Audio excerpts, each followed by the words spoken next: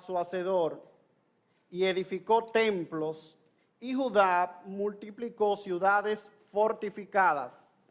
Mas yo meteré fuego en sus ciudades, el cual consumirá sus palacios. Amén. Hace aproximadamente un año salió en diferentes periódicos en el mundo la siguiente noticia acerca de un entrenador de un circo.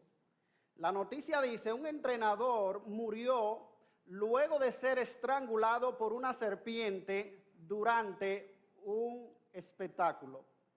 Las imágenes impactantes muestran al hombre cayendo de rodillas mientras la serpiente tipo boa constrictor se envuelve firmemente alrededor de él. Los trabajadores del circo finalmente acuden a su ayuda y alejan a la serpiente cuando el público se da cuenta de que algo anda mal. Pero el artista se quedó tirado en el suelo. En el video el hombre aparece confiado manejando la serpiente, pero de repente y rápidamente cae de rodillas y luego se apoya en el suelo. La audiencia al principio lo toma como parte del acto, pero luego el video lo muestra gesticulando varias veces con la mano derecha, que parece ser una señal de ayuda. En segundos, los movimientos de sus brazos se vuelven cada vez más débiles. De repente, el público se queda sin aliento al darse cuenta de que el artista está en graves problemas. Los miembros del equipo del circo finalmente vienen y le quitan la serpiente, pero entonces el hombre yace muerto en el suelo. Aunque esta es una noticia verídica y es una tragedia seria, yo quiero hablarles en esta mañana, mis hermanos, acerca de una tragedia aún mayor, y es la tragedia de una vida sin Dios. El texto que nosotros hemos leído nos habla acerca de que cuando nosotros jugamos con el pecado, nos acostumbramos a vivir una vida de pecado, al final el pecado terminará destruyéndonos. La última parte del versículo 14 que leímos, el Señor dice: yo meteré fuego en sus ciudades, el cual consumirá sus palacios. De hecho, este capítulo 8 comienza con una llamada de atención. Versículo 1 dice el Señor: pon a tu boca trompeta, como águila, en el hebreo es como un buitre, viene contra la casa de Jehová. ¿Quién viene? El enemigo. ¿Y por qué? Porque traspasaron mi pacto y se rebelaron contra mi ley. Más adelante, en el versículo 4, en la parte final, dice el Señor: ellos hicieron ídolos para sí, para ser ellos mismos destruidos. Ellos hicieron ídolos para sí, para ser ellos mismos destruidos.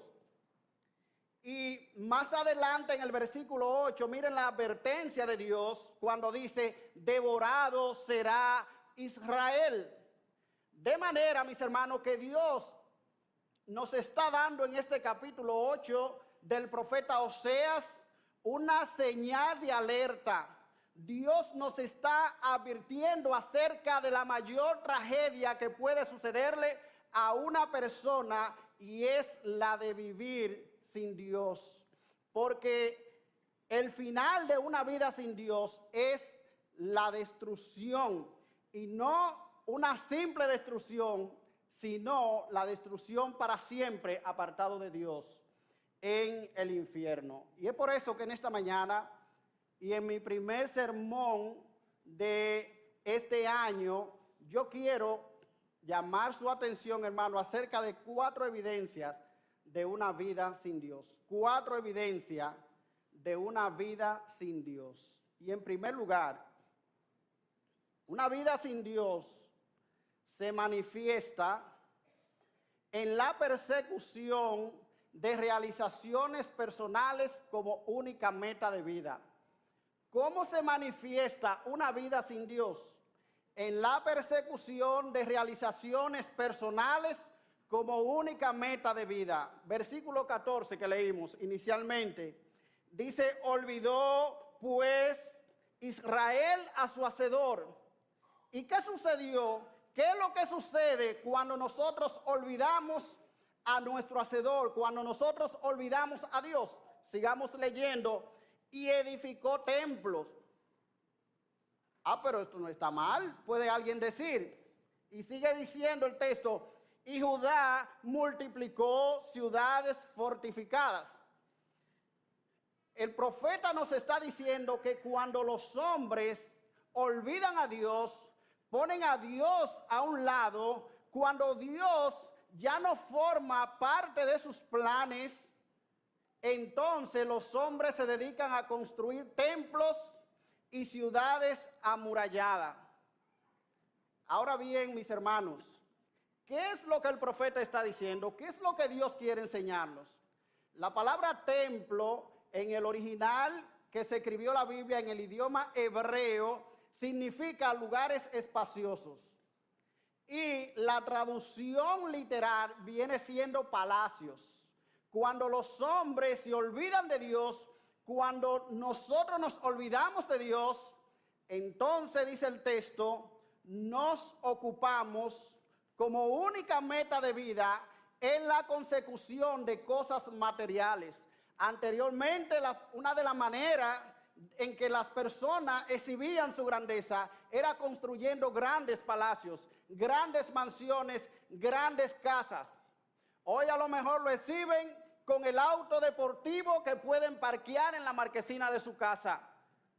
A lo mejor las personas exhiben hoy día su grandeza a través de sus grandes títulos académicos que pueden poner en su oficina o en su casa. Fulano de tal tiene un doctorado en tal cosa. Fulano de tal tiene un PhD. O fulano de tal es una persona que es ejecutivo de tal o cual empresa. O fulano de tal es una persona con una cuenta de millones, de cientos de millones de pesos en los bancos. Pero la manera que las personas tenían en aquella época era edificando grandes palacios. Olvidaron a Dios, dice el texto. De hecho, cuando nosotros leemos en las diferentes versiones de la Biblia, por ejemplo, la Biblia de las Américas dice, pues Israel se ha olvidado de su hacedor y ha edificado palacios. La Biblia del lenguaje actual traduce, israelitas, ustedes se olvidaron de mí, yo soy su hacedor, construyen palacios.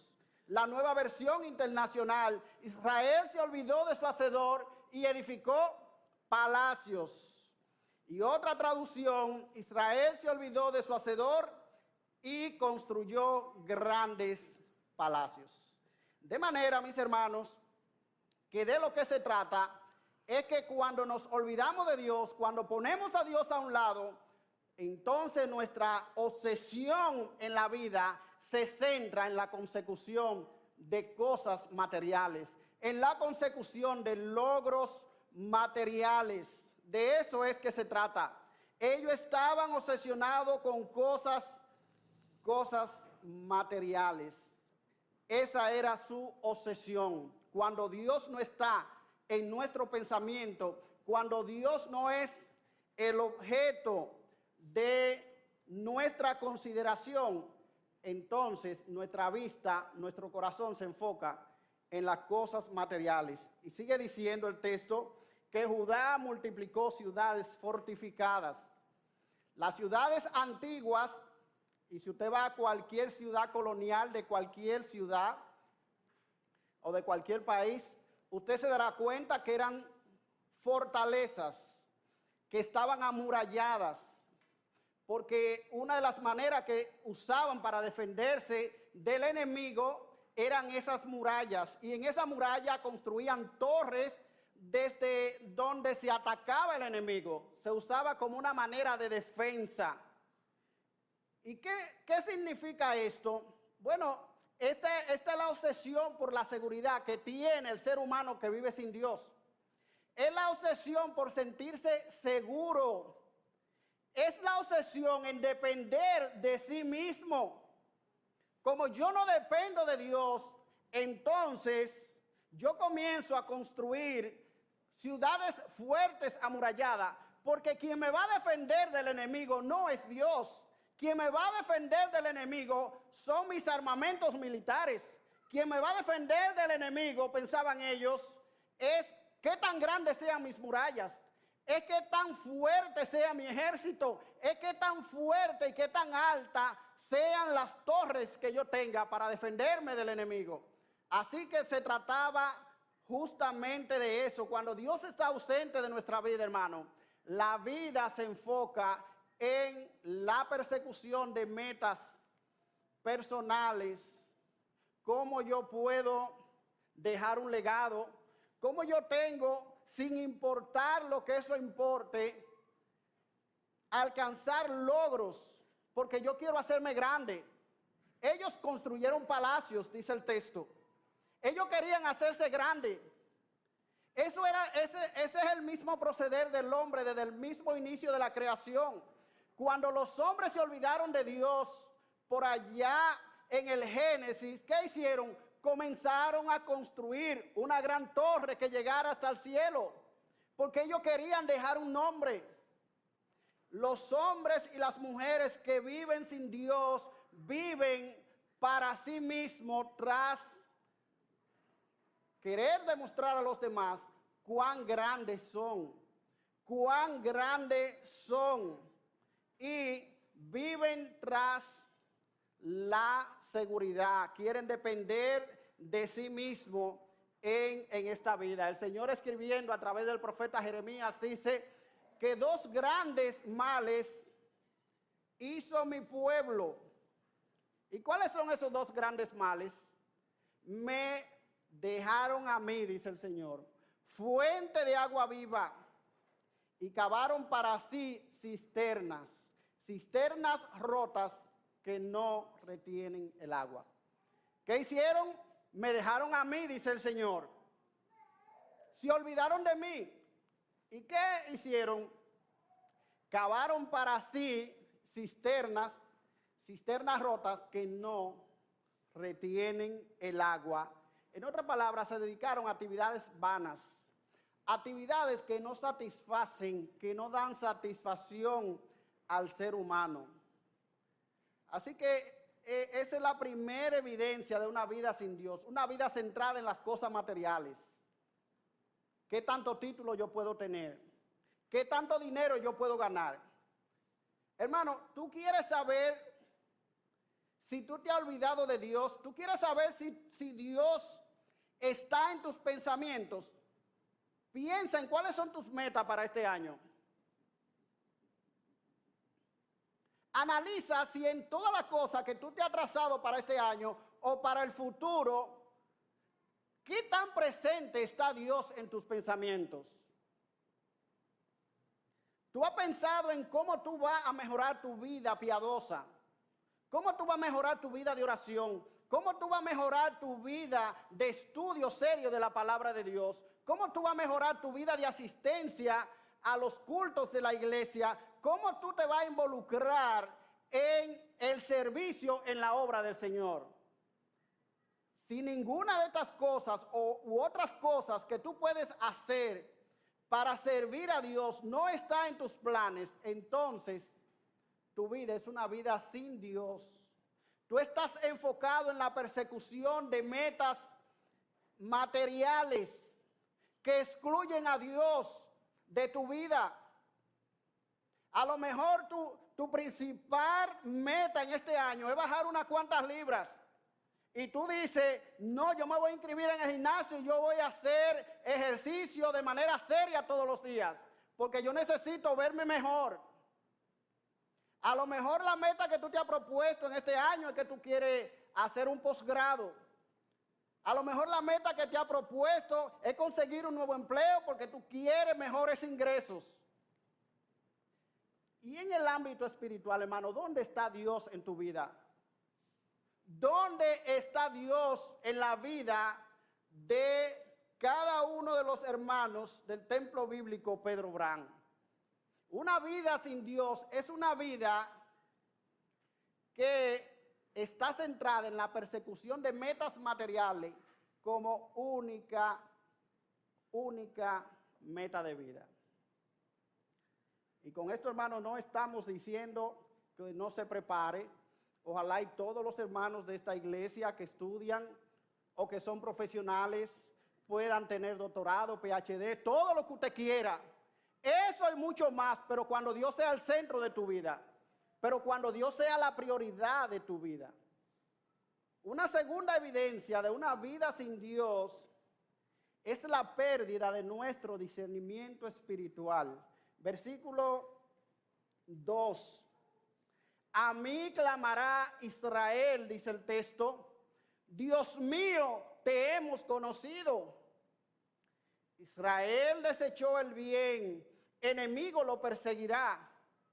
Ellos establecieron reyes, pero no escogidos por mí. Constituyeron príncipes, mas yo no lo supe. De su plata y de su oro hicieron ídolos para sí, para ser ellos mismos destruidos. Tu becerro, oh Samaria, te hizo alejarte. Se encendió mi enojo contra ellos hasta que no pudieron alcanzar purificación. Porque de Israel es también y artífice lo hizo. No es Dios por lo que será deshecho en pedazos el becerro de Samaria. Porque sembraron viento y torbellino segarán. No tendrán mies, ni su espiga hará harina, y si la hiciere extraños, la comerán. Mira, hermano, una de la primera cosa que una vida sin Dios nos deja es sin un buen juicio. Lo primero que pierde una persona que se olvida de Dios es el buen juicio. Es la capacidad de poder razonar de una manera bíblica. Y la nación de Israel le estaba pasando eso aquí. Ellos estaban alejados de Dios, habían olvidado a Dios, pero los únicos que no se daban cuenta eran ellos. Y cuando Dios le anuncia que el enemigo va a caer sobre ellos de repente, versículo 1, eso es lo que dice: pon a tu boca trompeta, como águila contra la casa de Jehová, viene el enemigo, porque traspasaron mi pacto y se rebelaron contra mi ley. ¿Qué dicen ellos? A mí clamará Israel, Dios mío, te hemos conocido. Ellos pretenden conocer a Dios. En su angustia, en su desesperación, ellos dicen: pero nosotros somos creyentes. Señor, nosotros estamos en el templo constantemente. Nosotros no hemos dejado de ofrecer nuestros sacrificios. Nosotros somos los hijos de Abraham. Nosotros somos los hijos de Jacob. Nosotros somos los hijos de Isaac. Nosotros te conocemos. La pretensión de conocer a Dios. Y uno de los principales engaños de una vida sin Dios, hermanos, es justamente ese, el que la persona tiene un relativo conocimiento de Dios. Si tú le hablas de la Biblia, él se sabe las principales historias de la Biblia. Él conoce doctrina bíblica fácilmente. Él tiene un conocimiento intelectual de Dios. Pero su vida, en su corazón, Dios está ajeno. Y aunque una persona así diga: Dios mío, te conocemos, la realidad es que Dios no le conoce. La realidad es que Dios no lo cuenta como parte de los suyos. La realidad es que la vida de esa persona y la de Dios son muy distintas, porque sus metas, sus anhelos no están alineados con la voluntad de Dios. Pero la falta de discernimiento espiritual no hace que nosotros podamos percibir que nuestros caminos están alejados de Dios. Porque no hay cosa más sabia en su propia opinión que el necio. En nuestra falta de discernimiento desechamos vivir a la manera de Dios. Versículo 3 dice el Señor: Israel desechó el bien. Israel ha desechado a Dios y por lo tanto ha desechado el bien. Ha sacado a Dios de su vida. Ha sacado a Dios de su agenda diaria. Ha sacado a Dios de sus caminos, de sus pensamientos. Por lo tanto, Israel desechó el bien. Cuando tú tomas una decisión, tú no estás pensando qué es lo que Dios piensa, qué es lo que Dios quiere, porque tú has desechado el bien, la manera correcta de vivir. Tú has desechado vivir a la manera de Dios. Y es por eso que nosotros podemos apreciar a tantas personas dentro de la iglesia, hermanos, gente que se llama creyente, que Dios no está en la agenda con la que ellos crían a sus hijos. Porque ellos han desechado el bien. Y ellos no tienen el tiempo suficiente de sentarse a ver cómo un cristiano debe instruir a sus hijos de una manera bíblica. Por eso los principios por lo que muchos creyentes rigen su matrimonio no son los principios de la palabra de Dios. No. Porque ellos tienen una manera muy diferente de pensar a lo que Dios opina. Por eso la manera en que ellos dirigen su negocio es muy diferente a la ética que Dios dice que un creyente debe manejarse, porque han desechado el bien. Y por lo tanto, en tercer lugar, nosotros vemos lo que dice en el versículo 4, que Dios está ausente de nuestras decisiones. Tomamos decisiones sin tomar en cuenta a Dios. Versículo 4, establecieron reyes, pero no escogidos por mí. Constituyeron príncipes, mas yo no lo supe. De su plata y de su oro hicieron ídolos para sí, para ser ellos mismos destruidos. Las decisiones que tomaron, dice el Señor, fue sin contar con la ayuda de Dios. Y esto corresponde al periodo de Jeroboam, donde él constituyó altares y constituyó un sacerdocio sin tomar en cuenta a Dios. Él no tomó en cuenta a Dios cuáles son los principios que Dios dice, cuáles son las características de dónde tenía que venir un sacerdote, cuáles son las características que él debía cumplir, los requisitos que debía cumplir. No, nada de esto se tomó en cuenta. De la misma manera, hermano, cuando Dios está ausente de nuestra vida, nosotros lo último que pensamos es qué Dios opina de esto. ¿Con quién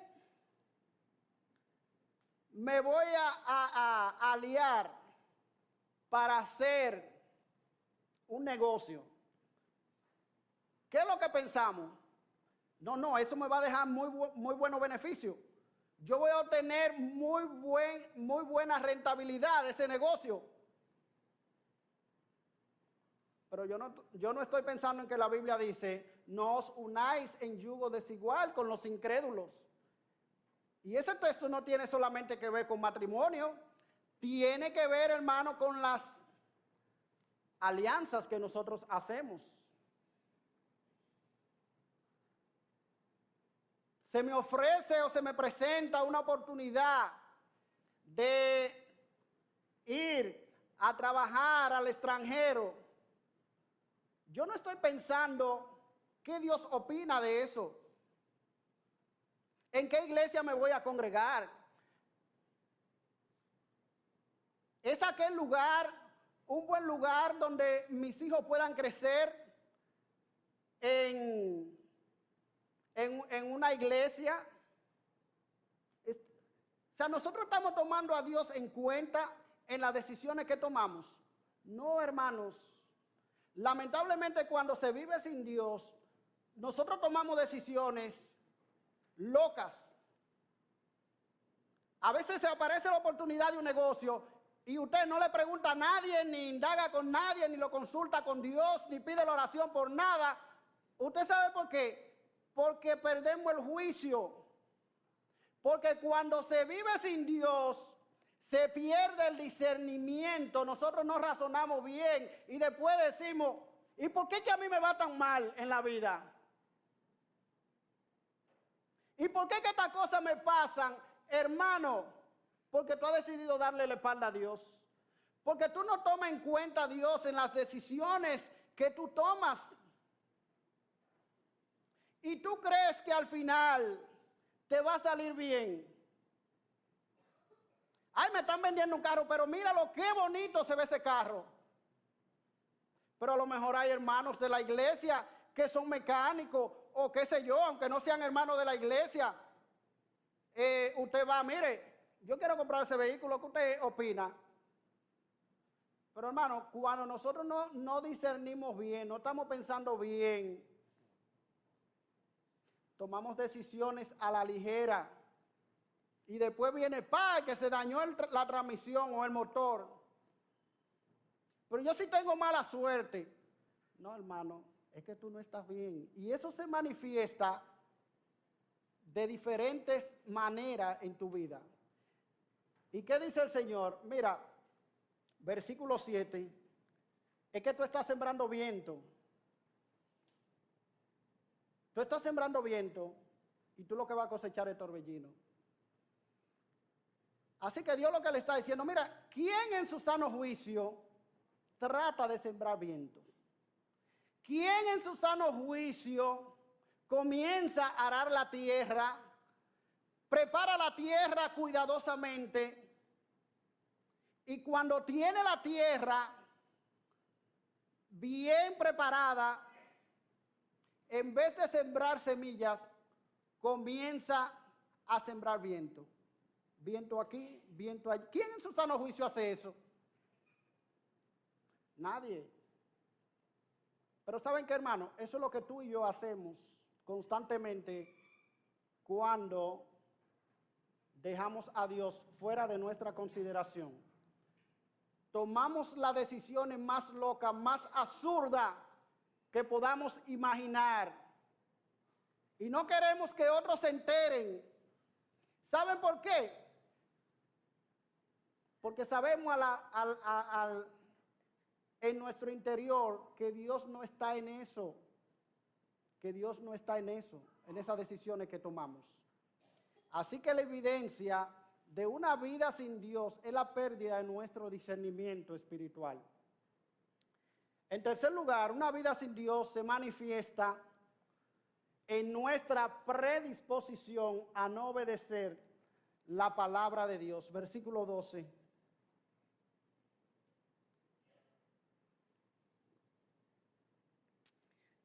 Le escribí las grandezas de mi ley y fueron tenidas por cosa extraña.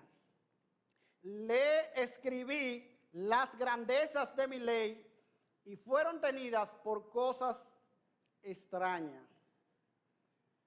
La Nueva Versión Internacional traduce este versículo de la siguiente manera: yo podría escribirles mi ley muchas veces, pero ellos la verían como algo extraño. De lo que se trata es de la predisposición que tenía la nación de no hacerle caso a Dios. Y Dios está diciendo, mira, podría escribirle muchas veces. Otra traducción dice miles de veces. Pero aunque se le escriba miles de veces, ellos no van a hacerle caso. La verían como algo de extraño. Fueron tenidas por cosas extrañas. Y usted sabe que las leyes de extraño no obligan a nadie. No comprometen a nadie.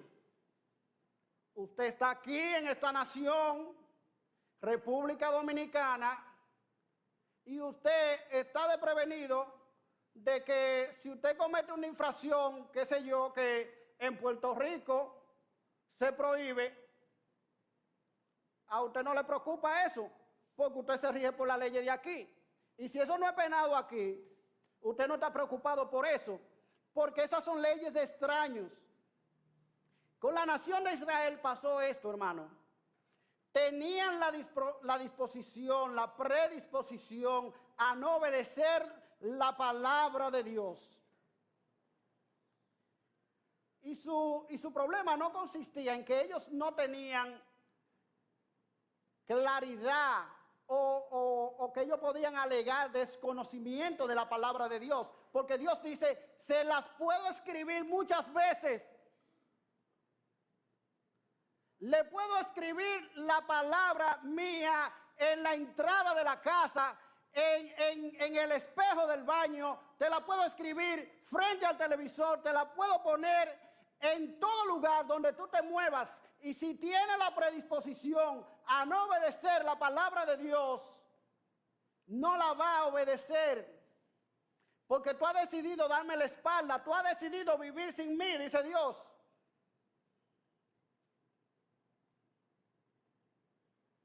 Ha decidido regir su vida por los principios de la cosa del mundo, no por los principios de la palabra de Dios. Y una manera, hermano, en que nosotros muchas veces tenemos de considerar la palabra de Dios como algo extraño, es cuando estamos sentados ahí escuchando. Y cuando está aquí el predicador o cualquier otro pastor, nosotros estamos pensando, qué bueno está ese mensaje para fulanito, porque fulanito está flojo. Él no está viniendo a la iglesia. Fulanito hizo esto, fulanita pensó aquello. Hermano, eso de tener la palabra de Dios como algo extraño, porque la palabra de Dios quiere decirte algo a ti. Dios quiere tratar contigo. Cuando estamos hablando la palabra de Dios, cuando estamos escuchando la palabra de Dios, nosotros debemos pensar, es que es lo que Dios quiere decirme a mí, no es que es lo que Dios quiere decirle a mi esposa. Tú viste, ese es para ti. Tú oíste lo que dijeron en la iglesia, muchas veces le decimos a cualquier hermano cuando salimos al patio, tú oíste lo que dijeron en la iglesia, tú oíste lo que dijo el hermano Juan Antonio, tú escuchaste esto. Hermano, es contigo. Es contigo. ¿Qué prioridad ocupa la palabra de Dios, hermano, en tu vida? ¿Qué prioridad le estamos dando a la palabra de Dios en nuestra vida? Una vida sin Dios se caracteriza por nuestra predisposición a no regir nuestra vida por la palabra de Dios, por los principios de la palabra de Dios. Y en cuarto lugar, una vida sin Dios se manifiesta en la pérdida de nuestra vitalidad espiritual. Una vida sin Dios se manifiesta en la pérdida de nuestra vitalidad espiritual. Versículo 5, tu becerro, oh Samaria, te hizo alejarte. Se encendió mi enojo contra ellos hasta que no pudieron alcanzar purificación, dice el Señor. Versículo 6, porque de Israel es también este y artífice lo hizo, no es Dios, por lo que será deshecho en pedazos el becerro de Samaria, porque sembraron viento y torbellino segarán. No tendrán mies, ni su espiga hará harina, y si la hiciere extraño la comerán. Versículo 11, porque multiplicó Efraín altares para pecar, tuvo altares para pecar. La pérdida de la vitalidad espiritual, hermano, no implica ausencia de actividad religiosa. La pérdida de la vitalidad espiritual, de la vida espiritual, no implica ausencia de actividad religiosa. No nos equivoquemos con eso, porque quizás nunca la nación de Israel tuvo un activismo religioso como cuando Oseas escribió este libro. Jeroboam mandó a colocar 2 altares para que la nación de Israel no tuviese que bajar a adorar a Jerusalén. Y allí había una gran actividad religiosa. Pero el Señor está diciendo aquí, cuando Dios está ausente, cuando la vida espiritual merma, no implica que el activismo religioso disminuya, todo lo contrario. Ante la inminencia del juicio de Dios, la presencia del enemigo, el aumento de los sacrificios se incrementó. Así que se incrementó la actividad religiosa. Es más, la actividad religiosa estaba en su nivel más alto. Ahora bien, hermano, ¿en qué consistía el problema? Su problema consistía en que esa actividad religiosa no llevaba a la nación a tratar con su problema, a tratar con su pecado. Por eso el Señor dice, Efraín multiplicó altares para pecar. Había muchos altares.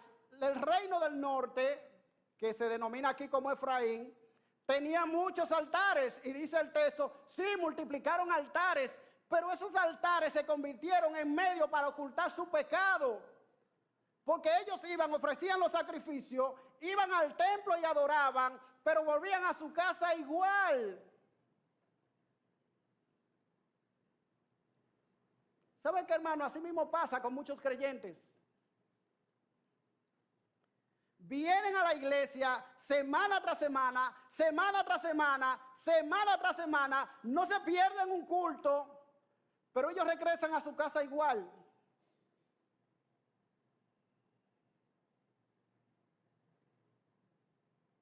Y escuchamos, la palabra de Dios nos desafía en alguna área de nuestra vida y nosotros regresamos igual.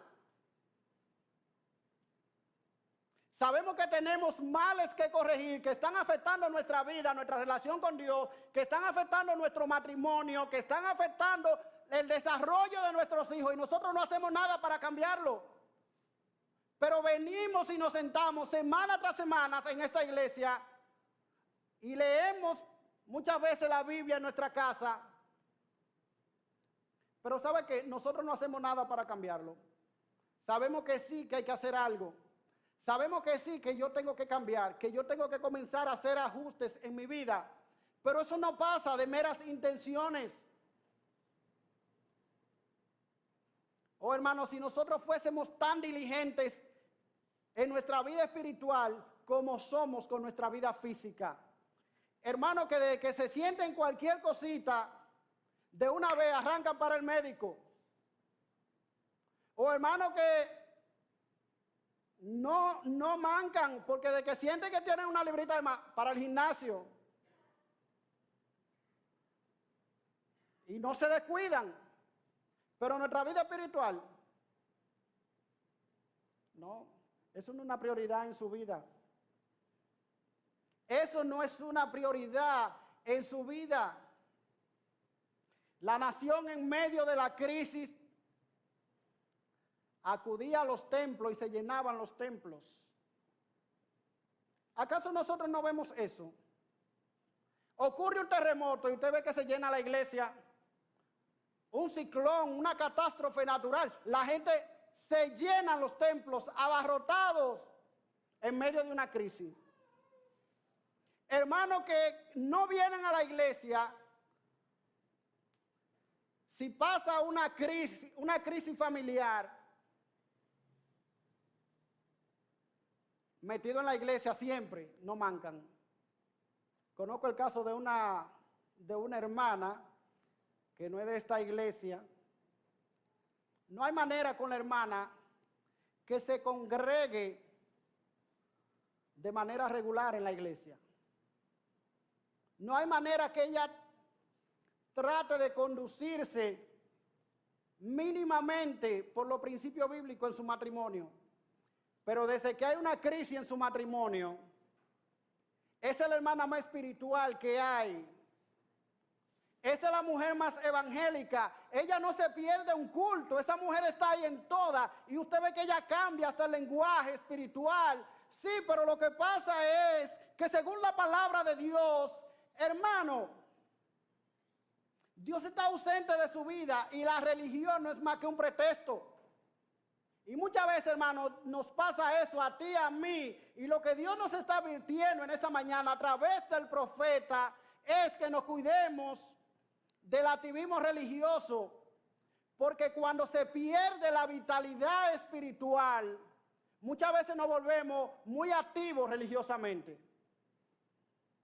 Y nosotros nos contentamos con el hecho de que no, yo voy a mi iglesia fielmente, yo estoy en la iglesia, yo estoy ahí, yo doy mis ofrendas fielmente, yo la doy ahí. Pero no hay relación con Dios. Observa su vida de oración. Observa si se levanta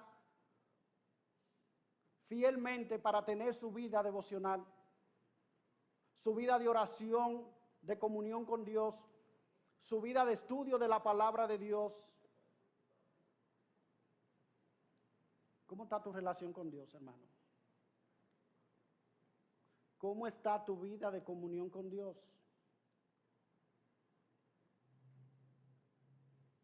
Tú puedes decir que tienes vida espiritual. Tú puedes decir que tú tienes una relación personal con Cristo.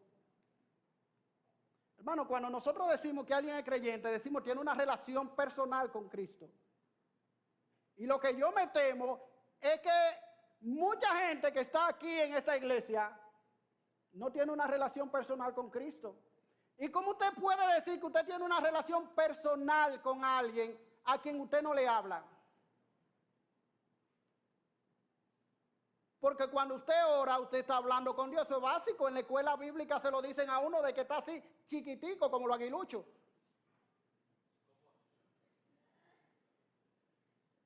Pero, hermano, lamentablemente, y perdón Samuel con los aguiluchos, lamentablemente, nosotros en nuestra vida práctica no lo hacemos. No lo hacemos.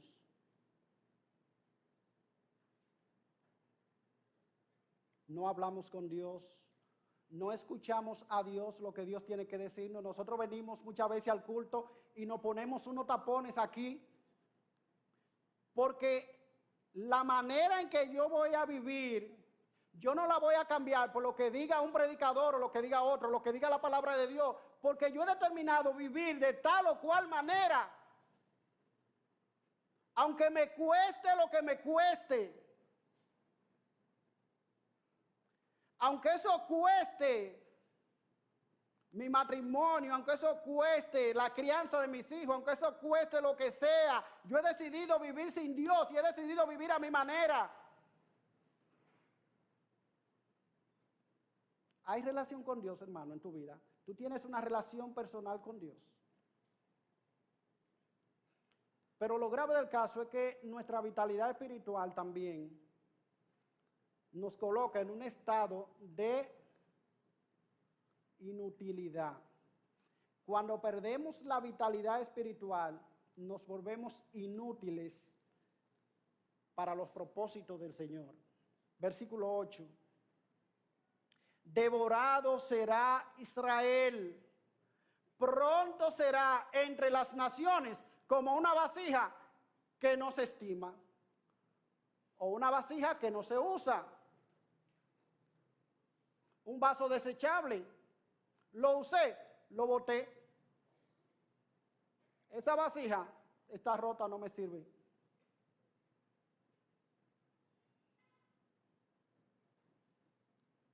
La pérdida de nuestra vitalidad espiritual, mis hermanos, nos coloca en un estado de inutilidad. Dios dijo de la nación de Israel: tú serás luz a las naciones. Esta será la nación a través de la cual voy a darme a conocer al mundo. Y de los creyentes, dice el Señor, que son real sacerdocio, nación santa, pueblo adquirido por Dios, para que anunciéis las virtudes de aquel que nos llamó de las tinieblas a su luz admirable. Y dice Pablo que nosotros debemos vivir de una manera irreprensible en una generación maligna y perversa, en medio de la cual resplandecéis como luminares en el mundo. Y dice nuestro Señor en el Sermón del Monte: vosotros sois la luz del mundo, vosotros sois la sal de la tierra. Ahora usted sabe, hermano, todo ese propósito genial que Dios tiene con nosotros como creyentes, cuando no hay vitalidad espiritual, cuando no hay vida espiritual, dice el profeta aquí que somos como una vasija que no sirve para nada. Israel será devorado y pronto será como vasija que no se estima. Dejamos de ser utilidad. La gente nos ve a nosotros y dice que tú eres evangélico. ¿Qué es evangélico? ¿Tú estás relajando? Pues yo nunca te he visto orar. Yo nunca te he visto leyendo la palabra de Dios. Es más, yo lo veo celebrando todas las cosas plebe que dicen los inconversos.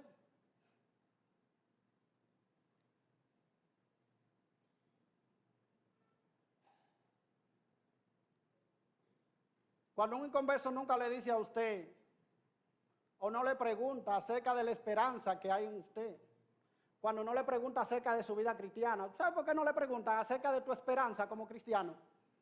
Porque ellos ven que tu esperanza es muy similar a la de ellos. ¿Qué es lo que te van a preguntar?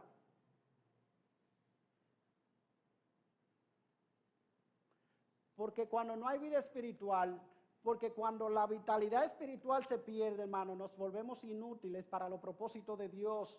No podemos hablarle a nadie del evangelio. ¿Sabe por qué? Porque la gente va a decir, si usted le dice, mira, tú necesitas a Cristo, tú necesitas... Y tú eres evangélico, muchacho, que tú eres evangélico.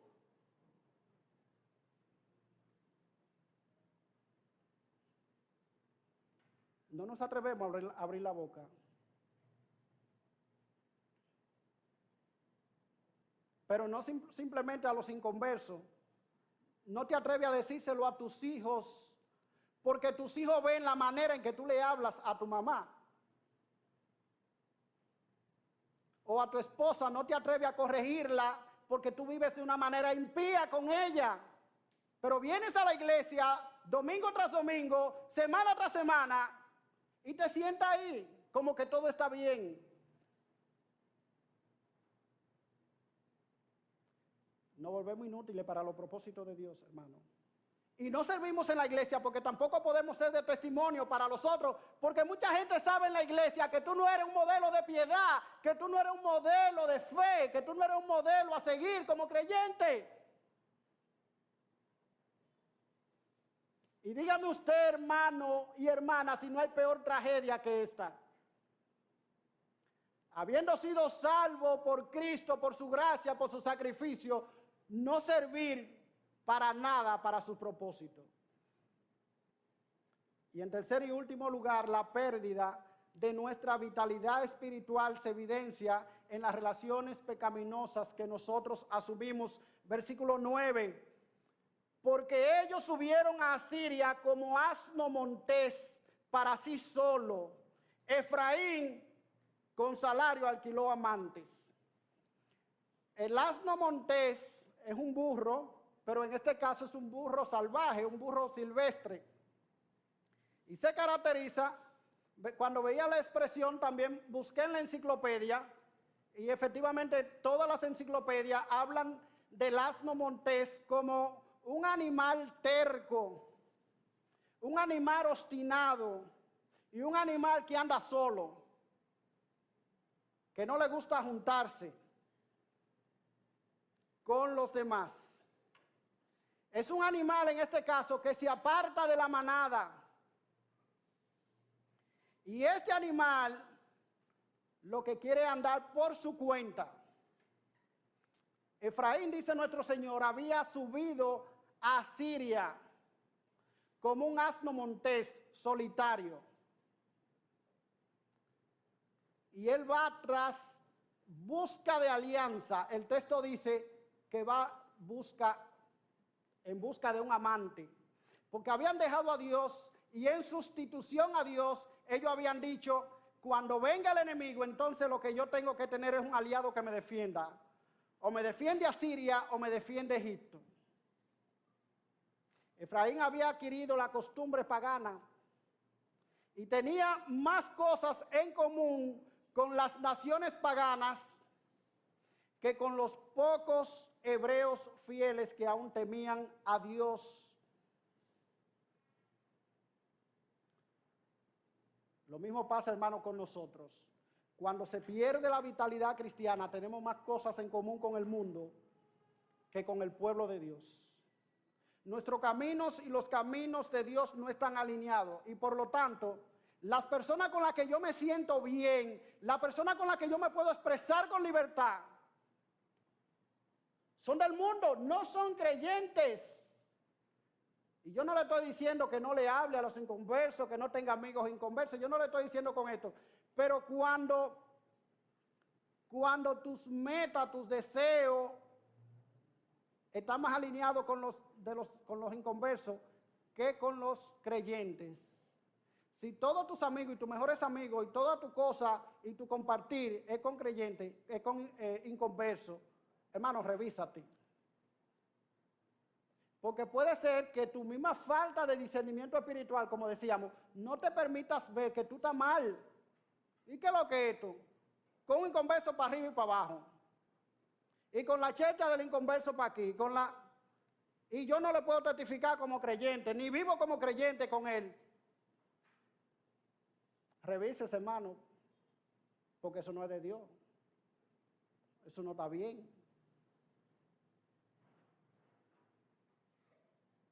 Cuando perdemos la vitalidad espiritual, tendemos a asociarnos más con los inconversos.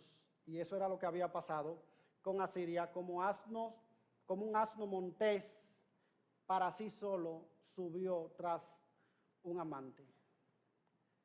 En conclusión, hermano, ¿qué estás sembrando en tu vida? Si Dios viniera a pedirte cuenta hoy, ¿qué fruto Dios encontraría en tu vida? Dios encontraría un matrimonio que está siendo dirigido por su palabra. Dios encontraría que tus hijos están siendo criados en el temor, en la instrucción y en la amonestación del Señor. ¿Encontraría Dios que tus negocios se dirigen con la ética del reino? ¿O simplemente al Dios pasar revista a tu vida, simplemente encontraría viento, torbellino, porque es lo que tú has estado sembrando? Segundo lugar, hermano, la comodidad, la seguridad no está en palacios ni está en ciudades amuralladas, está en Dios.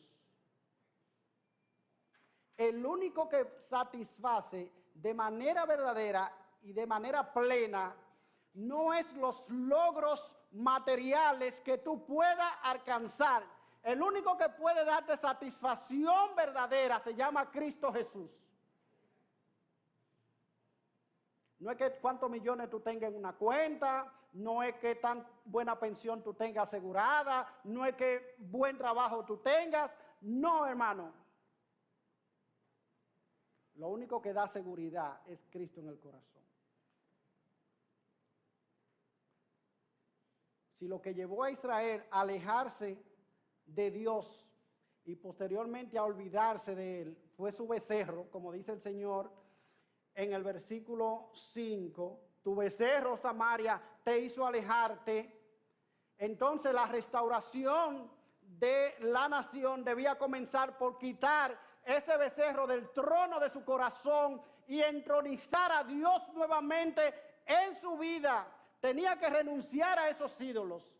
Y de la misma manera, hermano, si tú quieres restaurar tu vida espiritual, si tú quieres que Dios vuelva a ser el centro de tu vida, si tú quieres que tu vida sea renovada y tú vuelvas a sentir el gozo que tú sentías en las cosas de Dios, entonces quita los ídolos que hay en tu corazón, quita los ídolos que tú has colocado allí, quita los ídolos de la seguridad, quita los ídolos, hermano, de tu egoísmo, de tu orgullo. Quita esos ídolos que tú has sembrado allí, que has sembrado en tu corazón. Y permite que el Rey de Reyes y Señor de Señores sea sentado en el centro de tu vida. Y tú verás que tu vida va a cobrar sentido y va a tener significado.